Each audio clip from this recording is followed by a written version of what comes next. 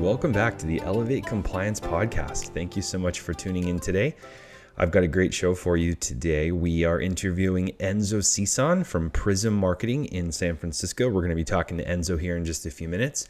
But before we do that, I want to talk a little bit about an experience I recently had, and that was had the rare opportunity to take my mother to a concert this week, and we went and saw ELO. If you're not familiar with ELO, Electric Light Orchestra, they are a sort of pop and funk band that started in the early 1970s by the absolute mastermind Jeff Lynne. So if you have never heard of it, I would definitely give ELO a listen. Their show at one time was the largest traveling production for concerts in the world, because they have just amazing things they do with their lighting and fog machines and lasers, and they've got this really cool big screen that they do all kinds of really trippy stuff on. So it was an amazing show. Amazing music from 70s, 80s, even a little bit of their later stuff into the early 90s, which was awesome. One of my favorite songs from ELO is Calling America, which is not one of their bigger commercial successes, but I got to see it live. They did it. This was actually my second time seeing ELO. I saw it with my wife a few years ago, or saw them with my wife a few years ago. But yeah, just a spectacular show. This was their second show of their final tour, their Over and Out tour. So if you've never seen them live, you're running out of opportunities to do so. If you get a chance to snag tickets to the Over and Out tour, I strongly recommend it. It is worth seeing at least once. And since this is their final production, final show, if you get a chance to see it, definitely go do that. So that was pretty amazing. Other than that, things have been going pretty well at Elevate Compliance. I hope things have been going well for you in your practice. So like I said, we're going to talk with Enzo Sison. Enzo's really a cool guy. I had an opportunity to interview him. We're going to hear the interview in a minute. But just to kind of set the stage, I initially met Enzo when I came on his podcast called the Prism Pod a few weeks ago, and we just hit it off. He's a super cool guy. He's into a lot of the same things that I am, which you'll hear about in the interview. We'll talk about video games. We'll talk about athletics. He's actually a pole vaulter, which is pretty cool. And he competes for the Philippines, which is awesome. He's he's striving to make the Olympic team in 2028. So that would be pretty amazing to say that I know an Olympian very closely. And so we'll get into that interview here in just a moment. Just to go over a few things that we're going to be adding to the Elevate Compliance platform for those of you who are clients. And if you're not a client, this is going to be, pretty exciting month for us here in September. So, definitely recommend checking it out, have a demo scheduled. We're going to be doing some pretty neat stuff. The first thing that we're going to be introducing in September, which is really exciting, is our team lead dashboard. So individual practices can have multiple users per team. So you can have a hygiene team, you can have an admin team, you can have an assistant team if you want, however you want to structure it. And it just makes tracking the compliance and certificates, et cetera, for the practice a lot easier. So that's really exciting. That's one big feature that is coming out in September. And then we are also adding our third course in September. In honor of Suicide Awareness and Prevention Month, we are going to be introducing our new suicide prevention course for dentists and hygienists. So definitely check out the platform. Reach out to me at will@elevatecompliance.net, or you can certainly go onto our website, schedule a demo call with me. I would love to get to know you, see how our platform can help your practice. All right, with that said, without further ado, let's go ahead and get into this interview with Enzo Sison. I have Enzo Sison here with me. How you doing, Enzo? I'm awesome, Will. Thank you so much for having me today. I'm really stoked about this. Yeah. Thanks for coming on. So Enzo owns Prism, which is a marketing company based out of San Francisco, California. We're going to talk a little bit about that. We'll get into some really cool stuff that Enzo does and has done in his past, because kind of blew my mind a little bit when we were talking about, gaming and doing track and field in the Philippines and stuff like that. So I want to get into all of that. But first, I want to give you an opportunity just to introduce who you are, talk a little bit about what you do. So who is Enzo Sison and what does Prism do? Yeah. I mean, thank you for the intro, Will. So I've just been like really passionate about technology, like really like my whole life. Kind of we talked about a little bit before, and so that's really what Prism does. Like we're really focused on technology, specifically like the marketing side and marketing tech, and we're working with dental practices that are specifically like post acquisition. So they just purchased a practice and are coming in and are going through this kind of like rebranding process a lot of the times, in Yeah.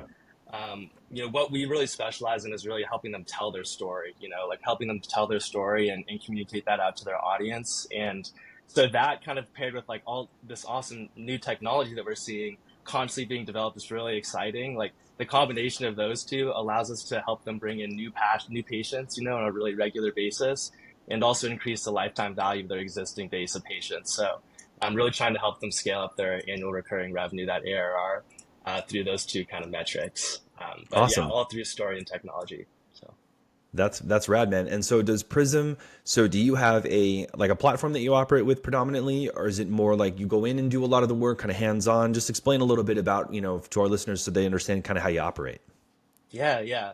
So it's really, all custom, like the way that we operate, like we don't work with that many dental practices, but we have a really, really tight partnership with them, like really close connection because every business and every story is unique. Every founder is unique and how they've kind of gone through this whole journey and built up their team and just kind of like the culture at their practice and like this Sure, rapport that yeah. they've built with their patients. Like every little thing, it's like, it's very unique. And so we basically want to align, everything on the tech and marketing side with that. So like long kind of answer, but it's like, it's all basically kind of custom work really. And that's really what I get really excited about, like I love building software. Like I love design. I love like this, like bringing ideas, like talking with another founder, like talking with you, Will, and like chopping it up and like generating ideas and then thinking like about how we can actually put that, in software and codify that in your business, these certain business processes and things like that. And so, yeah, that's really what I get, most stoked about. So Yeah, that's awesome. So are you predominantly working in California? Are you taking on clients pretty much anywhere? I know, like you said, you kind of you prefer to be a smaller, you prefer to take a smaller approach. So fewer clients, but a closer, more hands-on relationship with them, which I really love that kind of idea. Do you work nationally? Do you focus more in California? Is it a little bit of both, just depending on the right client? How do you kind of approach that? yeah, yeah, it's totally, nationally. So outside of California as well, like we're working with a few dental practices here in California, but also outside of that, definitely open to working with people. Just because, a lot of this big like trend, you've experienced it, I'm sure a lot with what you're doing, and it's really amazing to see how you capitalize on this. But like, this like kind of remote and virtual world, like this way of working like that Oh before, like yeah. especially like on the technology side, like it was really hard to like really collaborate and be, like just there's this other energy you used to kind of get like in person before, and there Yeah. wasn't really good tools to be able to create that kind of magic like in a virtual way. And like that's why it's so exciting, Will, like that we're able to do that. I get really excited about this. We're able to do stuff like this now, and like Yeah. that I'm able to at Prism we really work with people like all over the world to help us like develop these different solutions that we're building. And yeah, so like video editors, developers, things like that. And so yeah, it's really like the world is really like connected, I think like on even like a global level, like outside of just like in the US. And so yeah, like really excited, to connect with people outside of California too. I think a lot of that magic, happens, like when it used to happen when you had to be in person to like get that connection with somebody. Yeah. But now we really feel like we're able to understand and like get, understand the story of like the particular business, even if we're not seeing them in person, or not like meeting with them. We're just able to like really, understand that story more, with this kind of new Yeah. world that we're living in. And yeah, so outside of California too, for sure. Okay, yeah. And I really resonate a lot with what you're saying, or identify a lot with what you're saying, because that's exactly what I'm doing with Elevate, right? So, I've been in compliance and dentistry for almost 10 years. And in the 10 years that I've been doing it, 9 and 3/4 of those 10 years have been spent doing predominantly in-person focused education. And so, just like you're saying, especially in the post-COVID world, I think COVID had a lot to do with that, right? Because obviously, when the whole world was shut down and everybody was isolated, uh, business and personal technology both alike kind of grew at that time, right? And it almost forced us to figure out ways to be able to connect without being necessarily in the same room. But I know that some of this technologies obviously existed before COVID, but that was one of the big, I think, catalysts, especially just in the last few years. contributing to why that is the case now. But yeah, I mean, I identify a lot with what you're saying because that's exactly where I'm at with Elevate. I'm trying to move this in the direction of let's do things more digital. Let's not necessarily always have to be in the same space. And it's not just through on demand, but also, like you said, being able to do stuff like this where we can meet and be in real time and live and chat with each other. And yeah, and just really cool technology and kind of the way that the world is going. So I Absolutely. saw, so we chatted a little bit before we started the conversation here on the podcast. And I love that, so for all my listeners, just so you know, pause 1 second, Enzo, for my listeners, so you understand, when I bring a guest onto my podcast, I always send them this little rundown sheet beforehand, usually like a week or two before, so I can kind of get to know the person a little bit more. And Enzo and I have had other conversations. I've been on Enzo's podcast, so we kind of know each other fairly well already, but it still just helps me to kind of see a little deeper into the personality of whoever it is that I'm interviewing, because a lot of times, with some of the people that I've interviewed in the past, like, when I had JJ Luttrell on the show, I literally met her, I think like a week before we recorded the podcast. So it gives me an opportunity to get to know people a little bit. And one of the things that I ask on my rundown sheet is, what is something that you absolutely love about the industry? And one of the things Enzo put on here, which this is the most unique answer I've gotten to this for sure, and that is balance of science, art, and business, which, if you think about it, really, that's what it is, right? There's so much about the art of dentistry. Obviously, it's a science, given that, it is a medical science. And then it requires a lot of business acumen too. And it's really kind of a unique industry to be in for that reason, because it is sort of the cross section between those three. So, what are some of the experiences that you've had that led you to answer that way? Because that's a really kind of unique answer, Enzo. And I'd like to just pick your brain a little bit on, what are some of the things that you've observed in terms of the connection between science, art, and business? Yeah, yeah, absolutely, absolutely. I would love to talk more about that. It's definitely something that's like really, really, it really is important to me and like speaks to me, and was something that like, me coming from the technology industry, like coming into dentistry, it was something that like I didn't always recognize or think when I thought dentistry. I didn't think about those crossroads of kind of those different disciplines and things like that. But it's something that like I always like loved. Like I've always loved like meeting people that are like they have all these different interests and things like that, and they're able to somehow combine them together.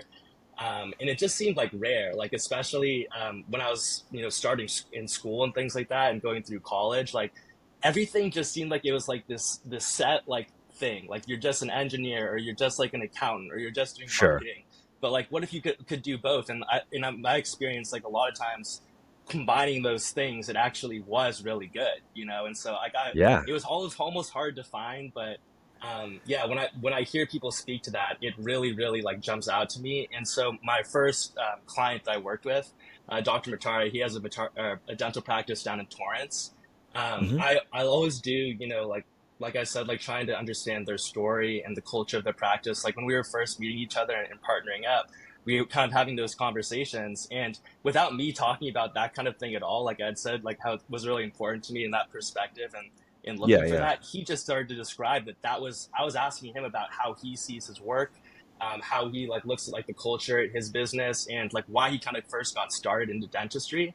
And that was something, a reason like why he made that jump and like why he went with dentistry. He was like, it's this really kind of this mix of science and art, like with how he designs these implants. It's like with such he's such meticulous. It's like it's literally art. And then but Yeah. also you're like Absolutely. running and then he's running his business, and running multiple dental practices and figuring out how to combine them all together and make them work in like this kind of ecosystem. Like it was so interesting, like hearing him kind of break that down.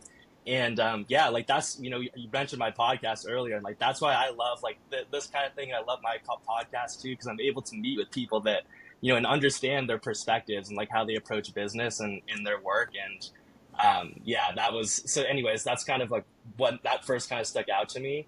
Hmm. And that's also been like one of the things like I've looked for too, like when I'm partnering with and deciding whether or not to partner with a new dentist, is like how do they really see their craft and see their work, and do they really care about it and really care about always improving it and always like giving the patient a better experience, because those are the type of Yeah. people that I love to be around, like people like you, Will. So for Well, sure, I thank think you. you're Yeah. someone like that. So, and it's like yeah, I just love that kind of energy, Yeah. so I love that answer because culture, you've used the word culture a couple of times. I'm a huge proponent of you got to get your culture right. If you have your culture right, everything else will kind of fall into place.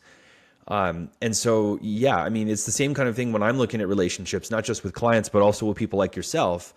I love, first of all, I got to say, man, from the times that we've conversed, you and I, whether it be on the podcast, just meeting together, you have just like this explosion of passion about what you do. And I love that. I can literally feel it through the screen, the passion that you have for what you do. Thanks. And but I'm the same way. I mean, I get fired up and I'm doing compliance. I'm not even doing anything sexy. You're doing marketing. That's fun. That's sexy, right? And so in compliance, it's, sometimes people are like, how do you get excited about this stuff? But I just love the focus on culture and yeah, it's awesome to hear that, man. And I love that thanks for sharing an example, by the way, of a dentist that you work with.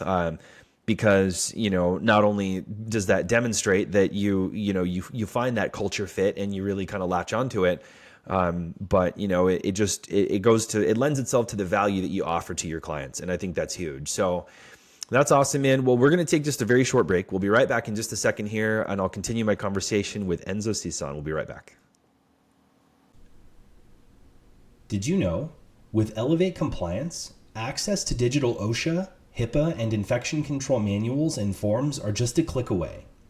If you're curious about how the Elevate Compliance platform can help you with your practice's compliance, send us an email with any questions to info@elevatecompliance.net or follow us on Facebook, LinkedIn, and Instagram. All right, we're back with Enzo Sison. Thanks again, Enzo, for being here with me. So I have to talk about a couple of fun things because, again, as I mentioned earlier in the first segment of the podcast, I send out my little rundown sheet to get some information from you.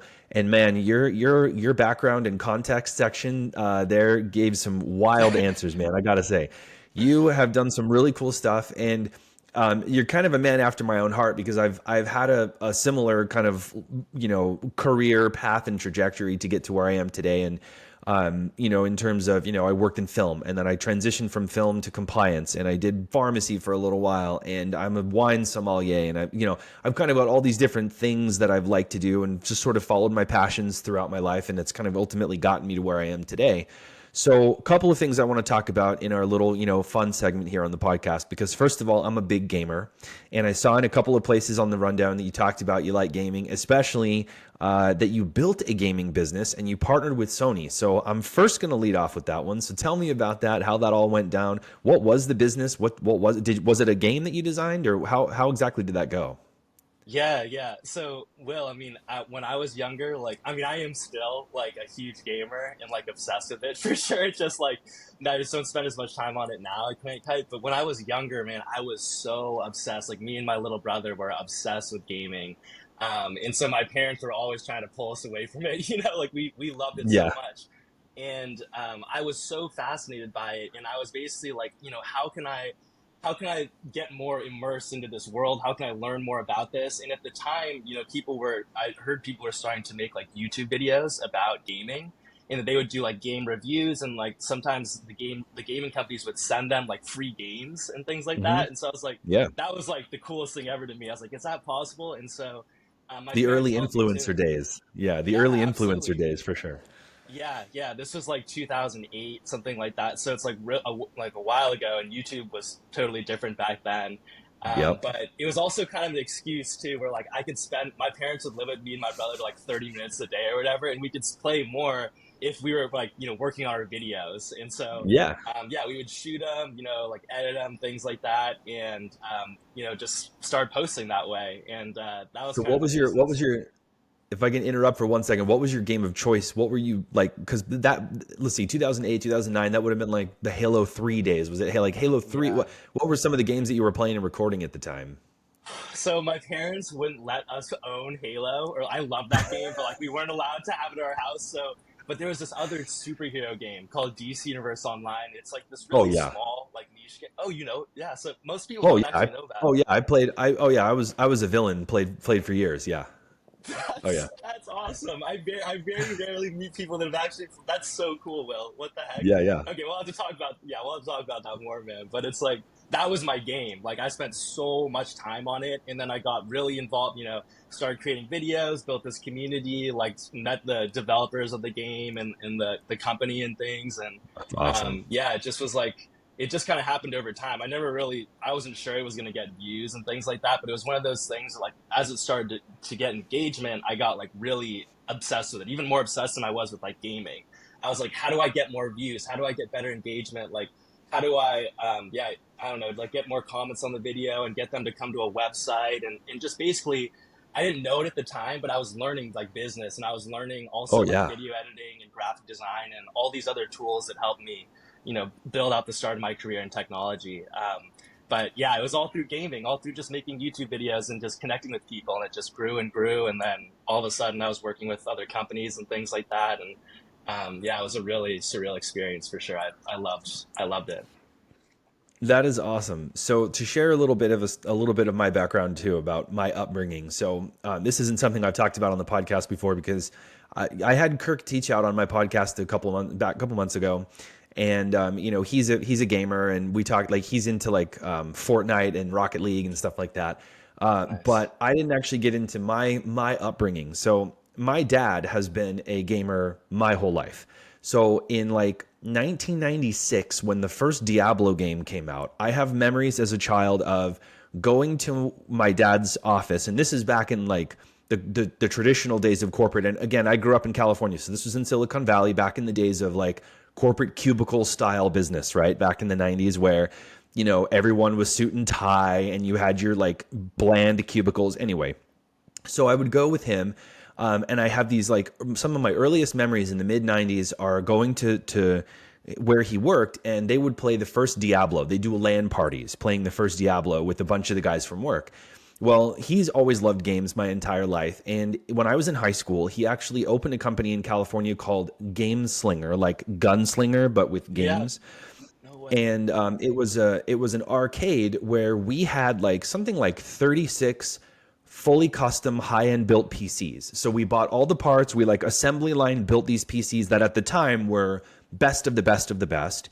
And then we also had Xbox 360s at the time. And what you would do is customers would come in and they would pay for time. So just like at a normal arcade where you stick your coins in the machine to play a game, except in this case we had a full catalog of all the best games on the market for people who maybe couldn't afford to go out and custom build a big PC that was a big rig for gaming like that. So I have a little more exposure to video games than a lot of people my age do, in terms of just like the whole ethos of video gaming, which again is why I played a lot of MMOs, played WoW back in the day, played DC online, played EverQuest and EverQuest 2. Those were big in my family. But then also, we had like the Xbox 360s, like I said, at GameSlinger. So here's my like 7-year-old brother playing Guitar Hero expert Freebird, and he's like almost acing it.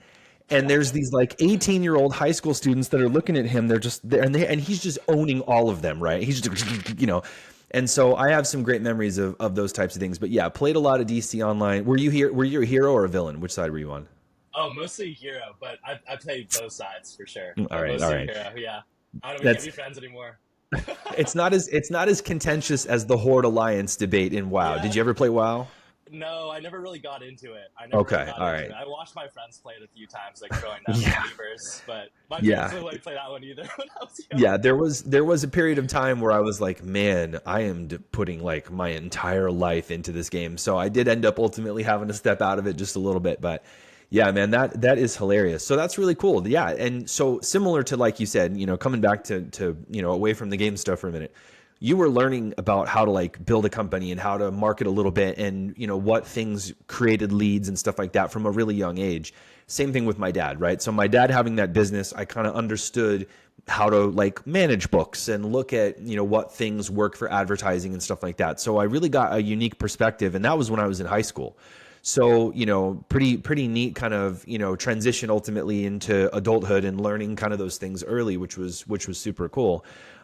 So that's awesome. We'll get That's on. We'll cool. jump online on Steam and play some. What do you play now? Do you Yes. play anything now still or?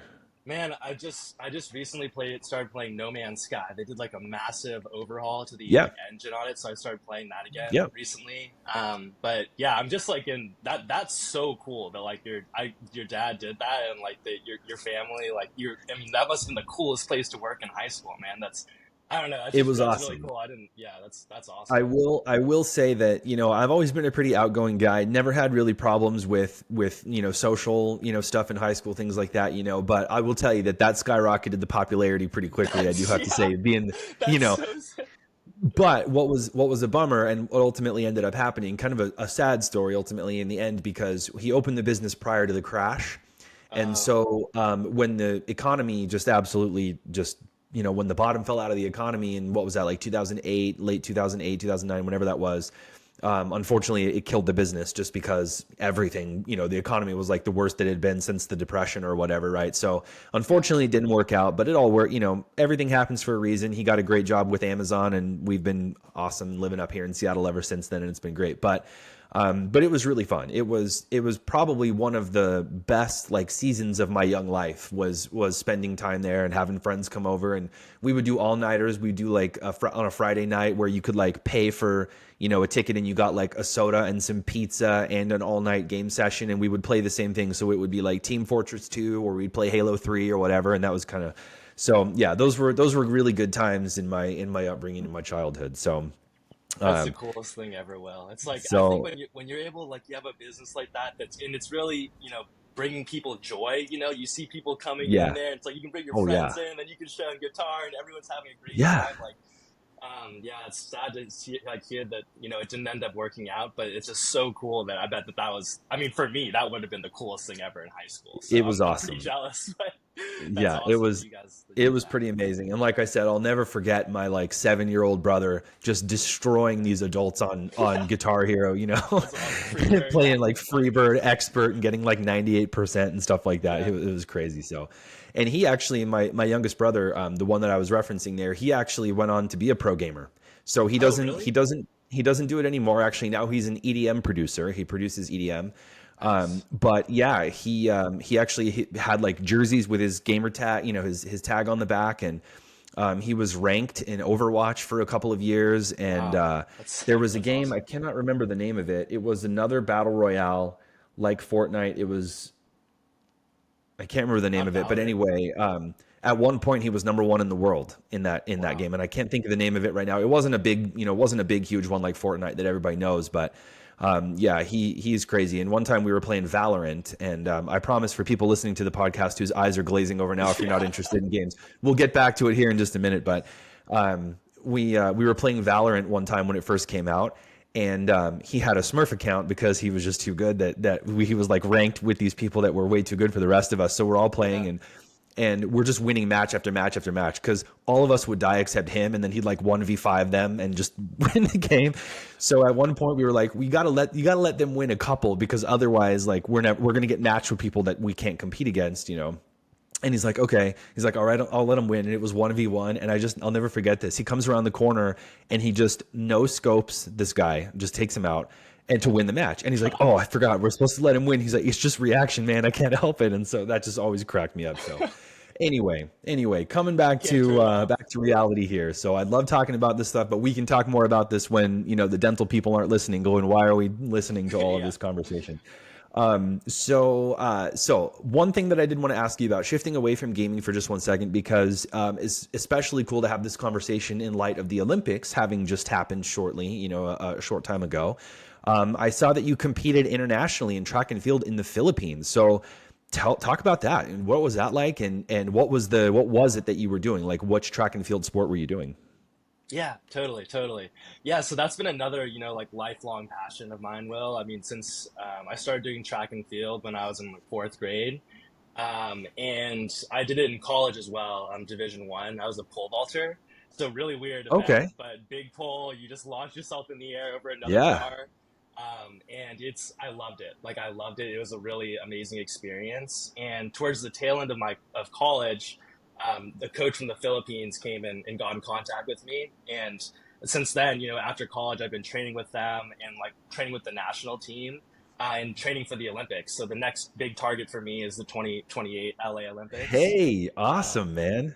yeah, yeah. So that's the dream, is to represent the Philippines there. And but until then, I mean, get as many medals as I can, and some of the Asian competitions, so the Southeast Asian Games and Asian Indoor Championships and things like that. So yeah, it's been really, really a journey, and that's a big, you know, thing that's like it's allowed me to really reconnect with like my family, in the Philippines. I hadn't even been to the Sure. Philippines my entire life until like pretty much last year.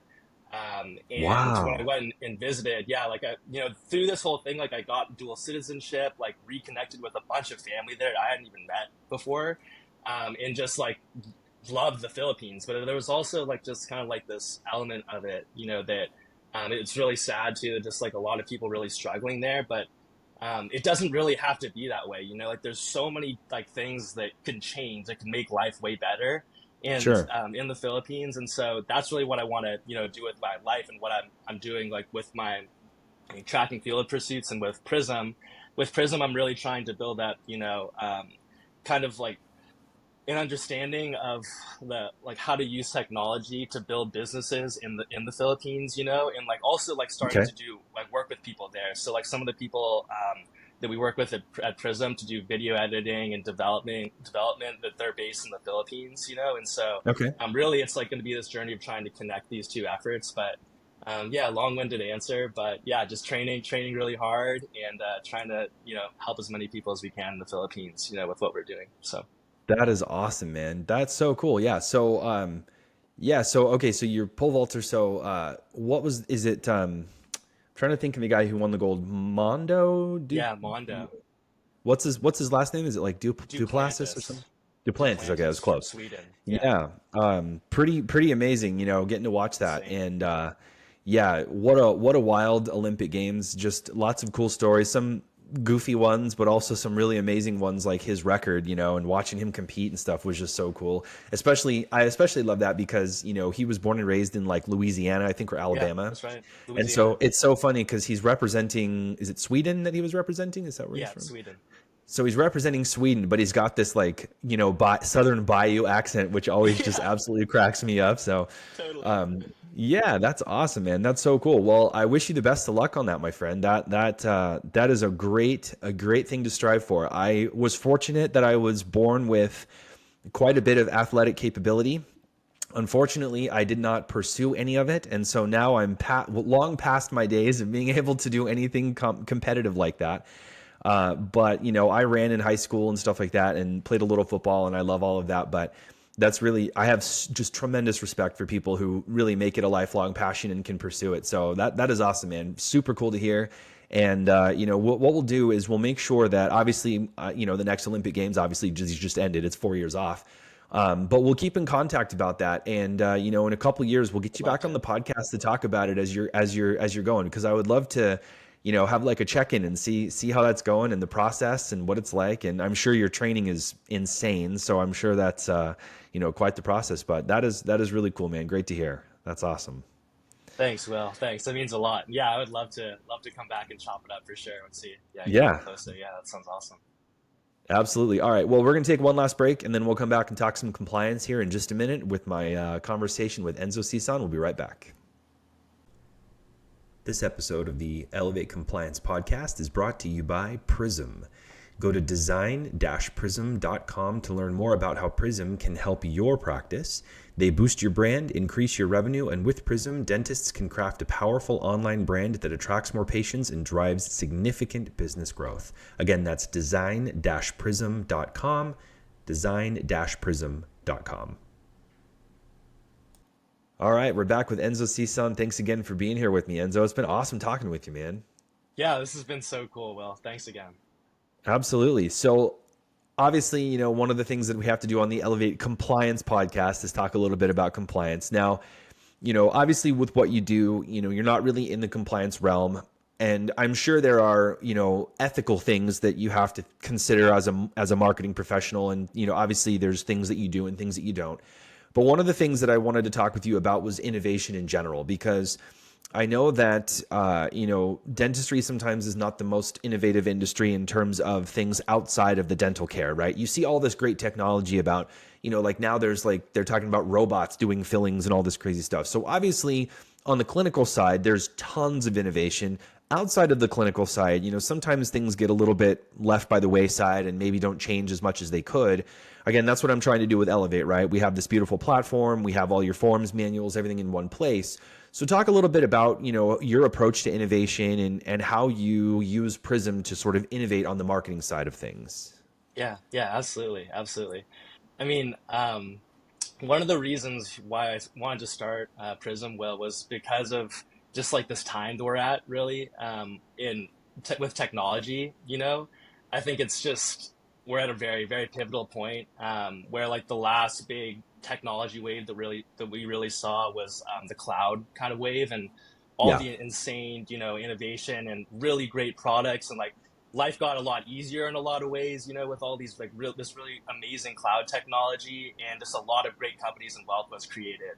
And before that, like the mobile kind of revolution. So there's been like these really big things, and a lot of the companies like around here are just starting to like looking at AI and saying that this is going to be something that's really going to dwarf, dwarf Oh yeah. things on like the cloud side. And so that's really like from the ground up. The way that we build Prism is really leaning super heavily onto the AI side of things. Okay.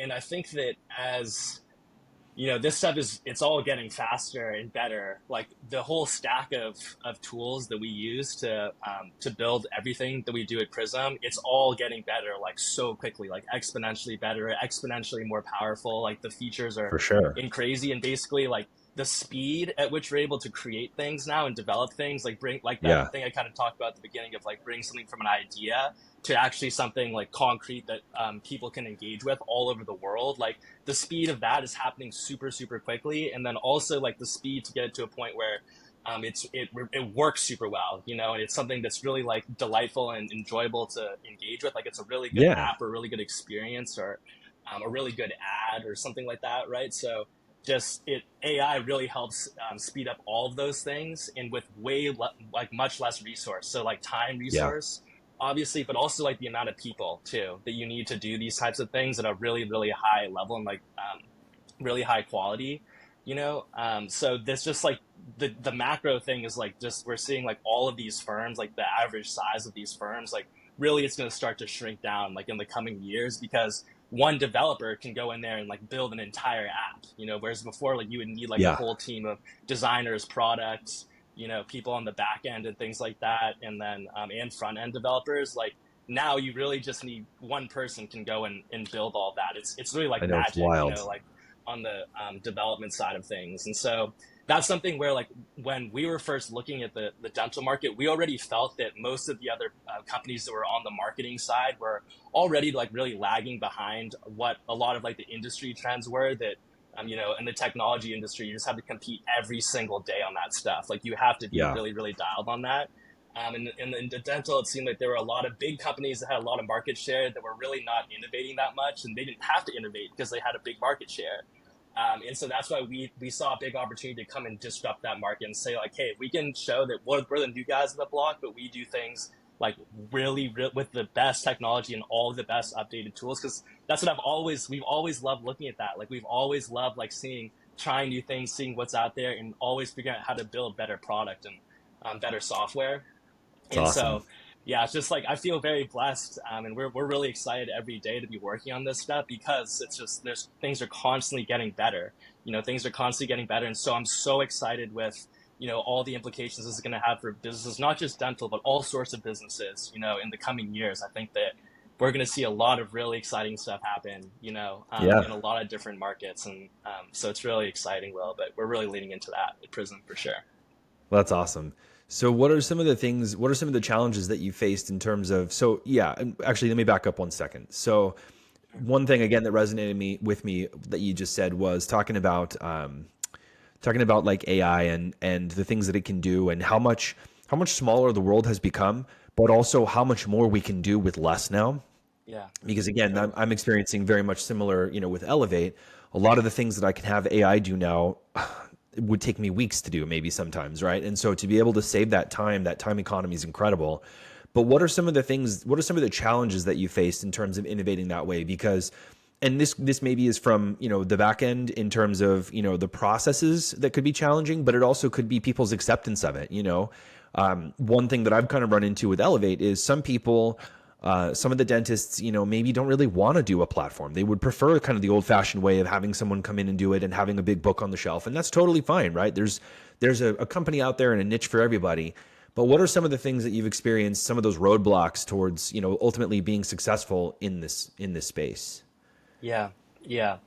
Um, you know, I think, when I think about that, Will, I think one of the biggest things is like how changing takes is really hard, right? Like changing is hard. Like changing, it Yeah. takes a lot of like time and like effort to focus on. Like, is this like the right decision for my business? Is the right decision? Yep. Even just when you're building software, like should we do this? Should we bet on this technology or that technology? There's all these little bets, and like Yeah. just when you've been doing something for like one way for a long time, sometimes it's hard to shift, and like to that change can be difficult. So that's one of the biggest things, especially as we were getting started here, like just the transition, of sometimes getting people from off of like their old kind of service providers into Prism. Sometimes it's just like that can be a little bit like, sticky sometimes, or it can be a little bit bumpy, Sure. especially in the start. And that was something that we really had to learn and like overcome. Is it's like that a lot, like I said, like a lot of the old systems, like the businesses that we would want to come in and help, they were built on like these totally old, like the architecture is so old and outdated that it's almost hard to like plug into this new, like totally like the AI kind of side of things, like what's really new and like working really well. It's been Yeah. so Yeah. long, sometimes it's hard to like make that connection, I guess, like on the technical side of things. And so that was something that like with our first few partners, it was a little bit slower, and we had to figure out like a process to really like, how do we make that ramp super smooth so that once they decided to work with us, that transition works super well, and that they're able to see results like as soon as possible. And so yeah, kind of working around all those different things, and like specifically like the legacy systems, like some of these really really outdated Oh softwares, yeah. or like databases that like the information stored, and it's just like really hard to work with, or Hmm. like, but once you've done it and you know how to work with those kind of like old architectures, then you're like, okay, that's how we do it, and we can do it like that every time. So there's a bunch of stuff like that, I guess, kind of, but like, that Nice. transition period, sometimes getting them off of the old service provider, and Yeah. sometimes there's contracts and things like that, or there's all these stick things to make the other service provider sticky. And so figuring out how to make that really easy, and like, so it's not a headache, for the founder, and for the dentist and their team, so that's Yeah. been part of like the hardest challenges. But it's also, the hardest challenges are like always oftentimes like the most satisfying when you overcome them, Oh right? You're like, yeah. oh my god, it's like pulling a thorn out of your side. You're like, we did this, it's way better now. And so Well, yeah, it's and been like and a it's satisfying thing, yeah, and it's not just satisfying in that, we figured out how to fix it, but obstacles force innovation, right? So when you're up against the problem that you have to figure out how to navigate around, it forces you to get creative. And the creative stuff is really when you shine, I think, right? When you're like, okay, how do we tackle this problem? Instead of looking at it as a problem that we can't we can't fix, instead it's what can we do to fix it? And when you get creative like that and you really start exploring like other ways that you can tackle it, I think that's really what makes it fun. And so like you said, it's super validating when you do it, right? You're like, yeah, we figured out how to do it, right? But at the same time, you also it expands your thinking, it expands your mind, and you approach it from a different standpoint. And again, I'm sure that's not unlike clinical dentistry, right? For the dentists listening, there's probably a lot of things where you look at something and you go, I'm not sure exactly how to tackle that. But when you get creative and you figure it out, man, it opens up your mind and changes the world, and it's just awesome. So Enzo, this has been a blast, man. Thank you so much for being on the podcast with me. Thank you, Will. Thank you. No, this has been really cool. This has been really cool. I mean, every talk about all this with you has been awesome, man. So thank you. Yeah. Thanks, my friend. All right, well, we're going to wrap it up. But once again, thanks, Enzo. So do me a favor real quickly before we wrap up. One last thing. Just do me a favor. Let our listeners know where they can find you and contact you if they think that your services might be of benefit to them. Yeah, yeah. So you can go to design-prism.com, or the underscore design underscore prism on Instagram. You can find us on Instagram too. So we're really trying to push hard on Instagram, and connecting with entrepreneurs, outside dental too, but great vendors in lots of different places. So, but then also on our website. So they're kind of the two best places to go ahead and connect with us. And looking forward to hearing from you. Sounds good. Thanks, Enzo. Thanks, Will. Elevate Compliance is a proud sponsor of Dental Nachos. Follow us on Facebook, Instagram, and LinkedIn to stay up to date on everything we offer and our ever-expanding library of course content. You can also check us out at elevatecompliance.net. All right, what a great guy. Enzo's just awesome, man. From the first time we had first time he had me on his podcast, rather, the Prism Pod a few weeks ago, we just hit it off. He's just awesome. And as you heard from the interview, he's done a lot in his young life, and it's super exciting to kind of see where his career path is going to go. If you have any interest in learning about how he can help your practice, reach out. He gave you the information there. It'll also be available in the description for this episode. So thanks so much, Enzo. Thanks so much for all of you who have tuned in. We really appreciate you listening to our show. We'll be coming back in a couple of weeks with Dr. Aditi Agarwal. We've got her on in a couple of weeks, which is exciting. And then a couple of weeks after that, we're going to be doing a special episode with Parham Nabatian from the Doc Sites and Jamie DeBeese from Day One Marketing. It's going to be really fun because what we're going to do is we're basically going to treat the podcast episode kind of like a panel I'm going to moderate. And basically what I'm going to do is ask a couple of questions to Parham and Jamie about online review responses. It's all going to be centered around what to do about online review responses, because obviously there's a major marketing element to it. There's a major, search engine optimization element to it, but there's also a major HIPAA element to it as well. So we're going to have a few different perspectives on that. It's going to be a really fun, kind of episode, and it will have a little freebie that we're going to give away at the end of it. So tune in for that. Tune in for Dr. Aditi Agarwal in a couple of weeks. And with that said, thank you so much for tuning in. Have a great one.